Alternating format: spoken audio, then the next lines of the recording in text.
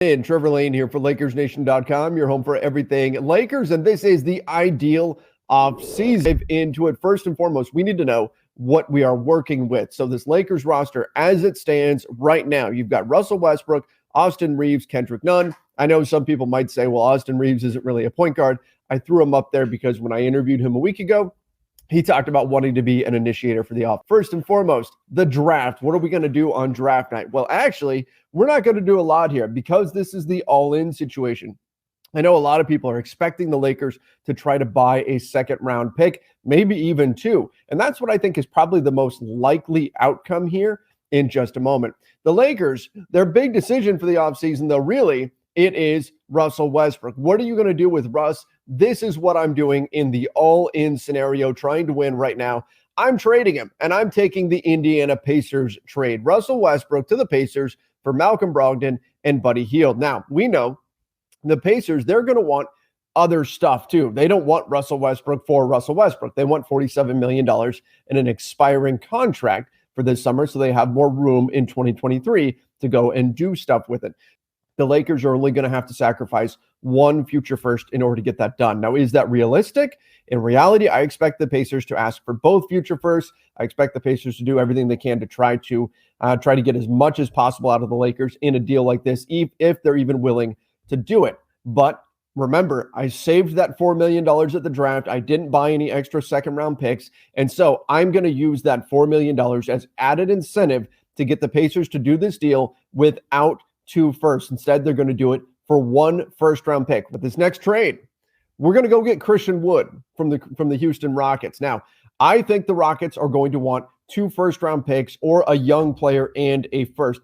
From a value perspective here, I also think that most likely, if you're the Lakers and you're trying to get the best return from THT and Kendrick Nunn, if that is your goal, you're probably better off waiting until the trade deadline, because right now, THT didn't look great last season. That's what most people have in their minds. Kendrick Nunn didn't play last season. If THT had performed well, and if Kendrick Nunn had just played up to his usual standards, then both of these guys would have value. And frankly, Kendrick Nunn probably isn't picking up his player option for this year. So if you let them get out on the court this season and Kendrick Nunn looks like his old self, like he did with the Miami Heat for a couple of seasons, and THT has improved and his shot is coming around, these guys are going to have more value at the trade deadline once they have been able to prove that they can be that guy again out there on the floor, or in THT's case, be the guy that we were expecting him to be. From there, the Lakers have some decisions to make on some of their own guys, and we're talking about Wenyen Gabriel. We'll start with him. Do the Lakers pick up the option on him for next season?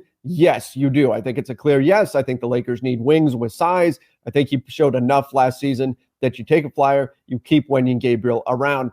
Austin Reeves, don't even really need to say much about him. Yes, you are very clearly keeping him around next season. He's fantastic. I think he can be a ball handler for the Lakers in their offense this year, can give you some stingy defense. And of course, he talked to us about how he's already working on getting stronger, as well as his spot up three-point shooting, which are things that we know would improve his game quite a bit. So Austin Reeves, check him off. He's sticking around. Stanley Johnson also picking up the team option for him. Once again, wings are difficult to find. This year's free agent class is not only shallow, it is very, very shallow in terms of wings. There's bigs.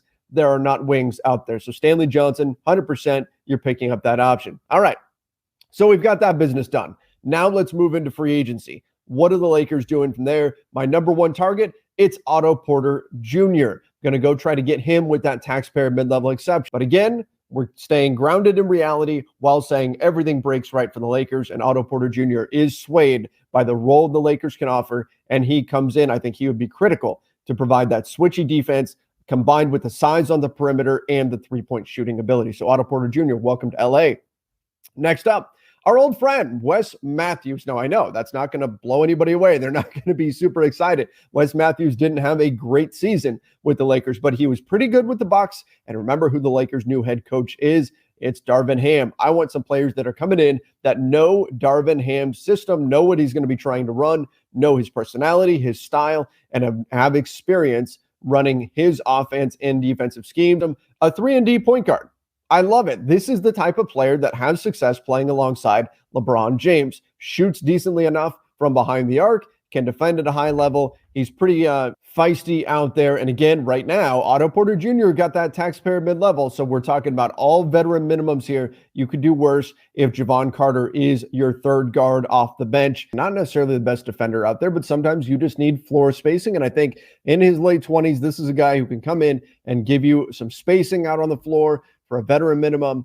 I'll take it. Not a bad signing. Again, you need guys who can knock in the three, and I think Bryn Forbes can do just that. I'm going for Josh Jackson in this scenario here. Josh Jackson, the reason why I'm picking him, he's got the size. He's 6'8", got the skill set, doesn't shoot that well from behind the arc. He's bounced around the NBA quite a bit. Look, he's still a talented player. He's not the lottery prospect that he was way back when. But Josh Jackson is somebody that I think is still intriguing, particularly if you're taking a flyer with a veteran minimum. Your risk level is essentially zero. If he doesn't work out, you cut him, you sign somebody else to a veteran minimum deal. From there, we're going to turn to Carmelo Anthony. That's right. You can't just target younger guys. Carmelo Anthony. Now, I'm not going to lean on him for a major role, certainly not as big of a role as he had last season, but Carmelo Anthony, steady veteran, hard worker, somebody who can come in, hit some threes from the power forward position when need be. I'm okay with that. I'm not okay with saying, Carmelo Anthony, you need to play 20, 25 minutes a night. I'm looking at Melo as more of a 10 to 15 minute a night range. Our old friend, Damian Jones. We need someone to back up Christian Wood at the center spot. And remember, you've got enough guys at center, and I'm going to break down the full roster in just a moment. You've got Anthony Davis who can play center. You've got even LeBron James who can play center. Damian Jones, though, is kind of the one that got away. The Lakers actually wanted him back last summer. A little bit of a style clash, a different option for Darvin Ham to potentially turn to. So Damian Jones, welcome back to LA. From there, we're going to talk about the two-way guys. Mac McClung, bring him back on a two-way contract. You know, Mac McClung still has some upside, some potential there. Was with the Lakers last season. As an incentive to come on as an undrafted free agent, I'm giving Kai Sotto my other two-way contract that is available. Kai Sotto, I think that you got to be patient, but, you know, just barely 20 years old, but he's 7'2", can stroke the three-point shot really well. He's intriguing. Well worth the risk here, giving Kai Sotto a two-way contract. Now, again, in this scenario, he doesn't get drafted in the second round because the Lakers don't buy a second-round pick to go get him. We will see if that's how things ultimately play out in real life. But to wrap things up, this is how the roster looks when the dust finally settles, and we've gone all in. We've traded the future first. We've eaten into future cap space. We've done everything we need to do right now. Here's what we've got, the final breakdown. Handling the ball, we've got Malcolm Brogdon, Austin Reeves, Javon Carter, and then Mac McClung on a two-way. All guys who can shoot the three, varying degrees of defense there. Buddy Hield, not the best defender out there, but is certainly a deadly three-point shooter. Austin Reeves can slide into the two as well when you need that versatility and you need to get a stop on the defensive end of the floor. At small forward, we've got LeBron, but let's face it, LeBron's also going to spend a lot of time at power forward as well as center. You've got Otto Porter Jr. Again, he's going to soak up a lot of minutes and can play either power forward or small forward. You've got Stanley Johnson. Again, Josh Jackson as well. Really, any of these small forwards that we've got on the roster, they've got the ability to float down to the power forward position, and I like the versatility we've got. Is the thinnest position because behind Anthony Davis, you've got a lot of question marks. You've got Wenyen Gabriel, Carmelo Anthony. Can Wenyen Gabriel really find success over the course of a whole season? Maybe he does, maybe he doesn't. And at center, we've got Christian Wood, we've got Damian Jones, and then on two-way contract, it's Kai Sotto, once again, with Anthony Davis, also being able to play minutes at the center position as well as LeBron James. So that's really four guys on the roster that can play the five for you, but Christian Wood gets the first nod.